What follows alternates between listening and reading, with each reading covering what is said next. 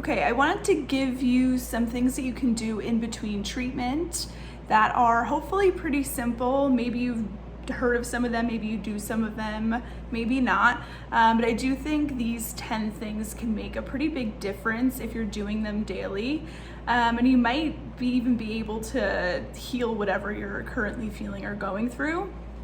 But I do think it's good to take some accountability and control over your own healing and health. And I think that these things can really help. I have a plethora, a million jillion different tips that I try to sprinkle in as I see people for their specific stage of life and stage of illness, because that's how I think of things. I think of things in stages, so there's 1 to 5. So I add in other tips on top of it, depending on the person. But I do feel like these are kind of universal and can help everyone. So let's keep things simple. I think in life we try to make things very complex, and rightfully so, because there are a lot of complexities to life. But sometimes coming back to the basics really is the best thing you can do for yourself.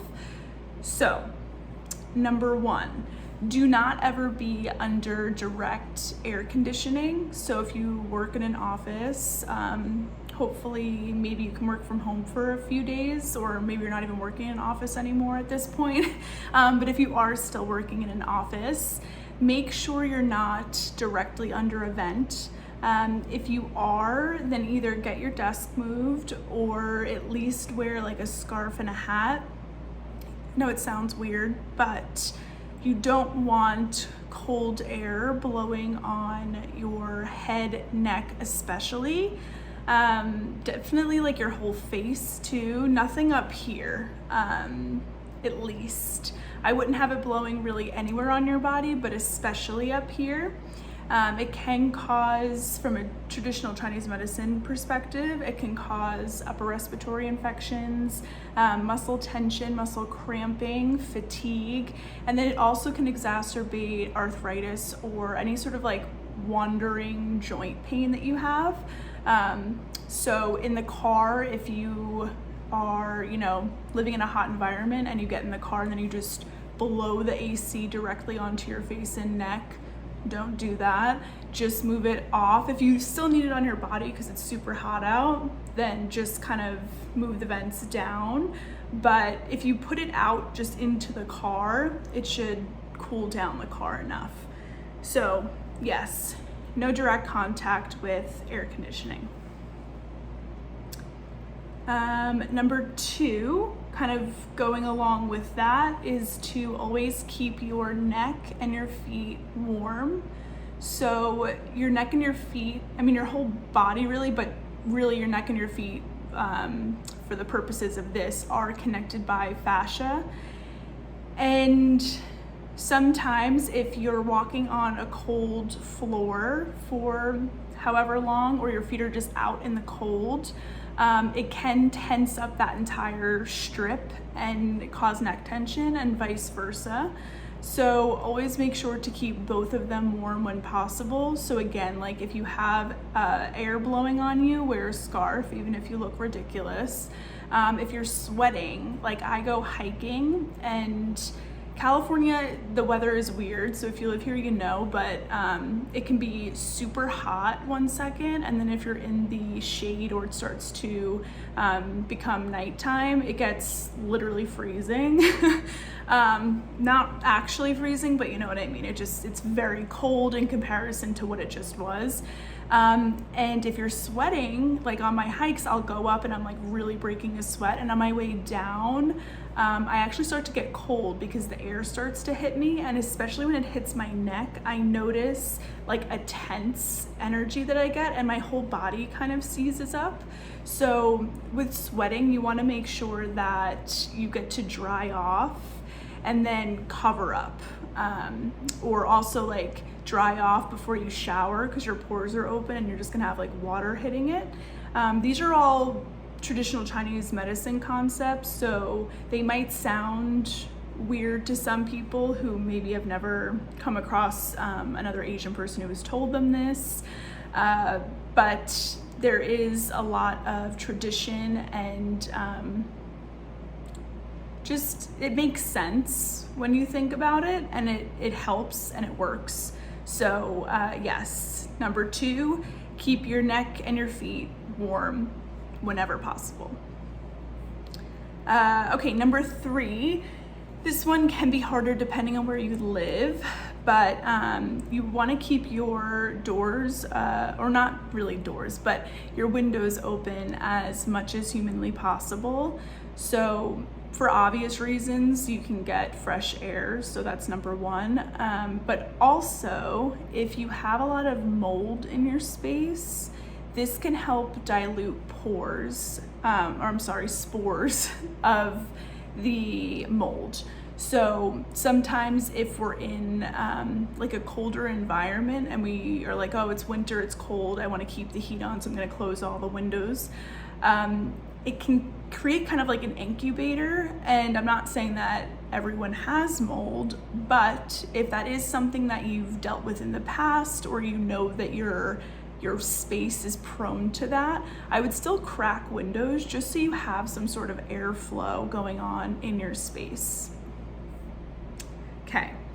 Number 4, you want to relax your eyes every day. So you want to look as far into the distance as possible when possible. We are constantly like this with screens all day, and it can cause overall just tension and angst. So I try to look as far ahead of me as possible when I'm hiking. That's kind of like the time I get to do it. So that's like an hour and a half to 2 hours of me looking out into the distance. And you might notice that it actually gives you a whole body sense of calm just doing that alone. So relax your eyes, look out into the distance. It helps you calm down. Okay, number 5 is to try your best to get vitamin D from the sun, first and foremost. So obviously you're only really gonna know if you're getting adequate vitamin D by testing, so we can do that if you don't already have a doctor who tests you.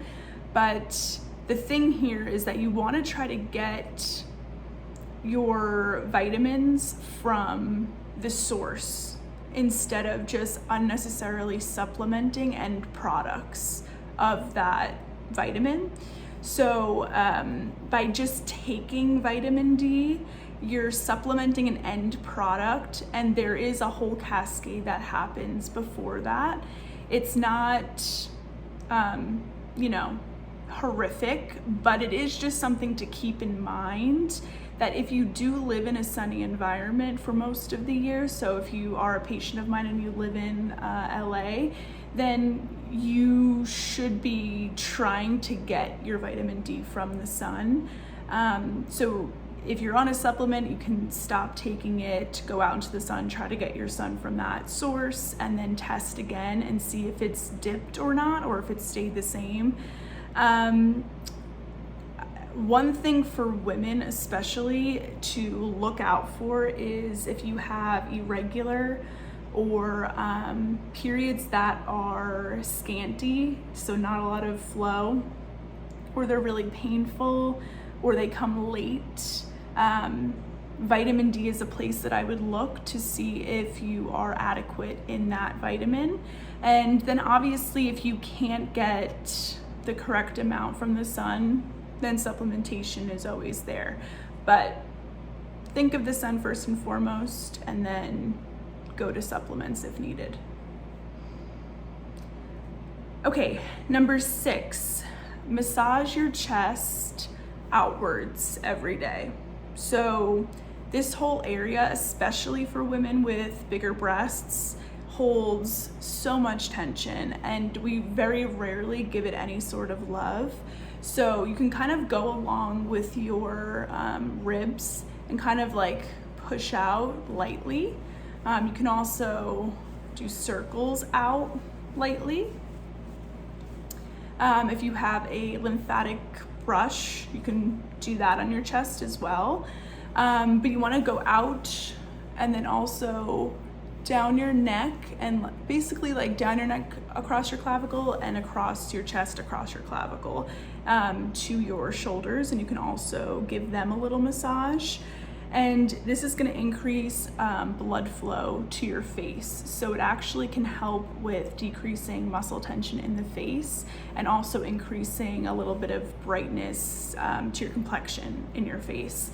This whole area up here, forward and back, is all tied to the face. So if you're just working on your face, trying to get pimples to go away, trying to get a brighter complexion, trying to get rid of fine lines, wrinkles, whatever it is, you're gonna need to focus down a little bit more. So massage your chest every night. It's like a nice thing to do, either if you're watching TV or going to bed, whatever.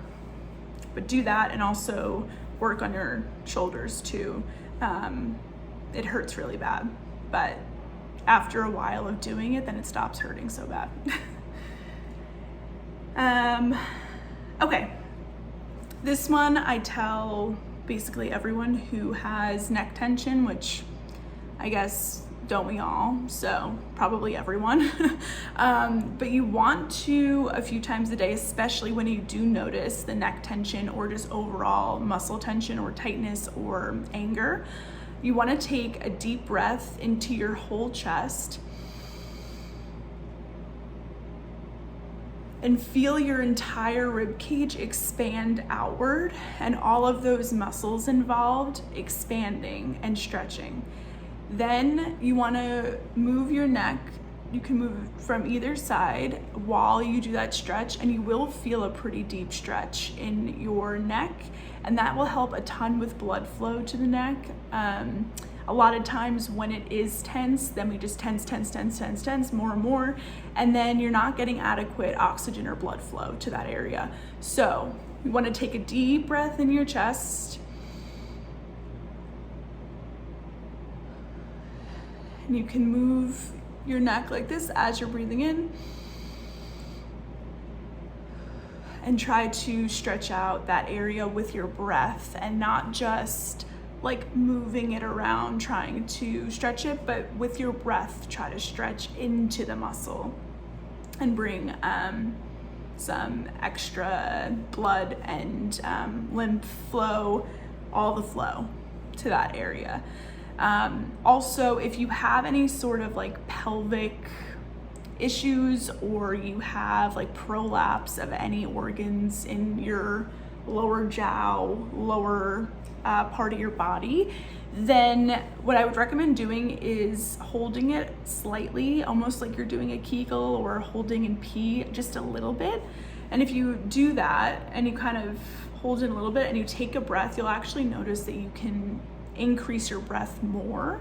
So you can take a bigger breath not only into your stomach but in your chest. And you want to make sure that you're not just breathing with your stomach and pushing your stomach out like this.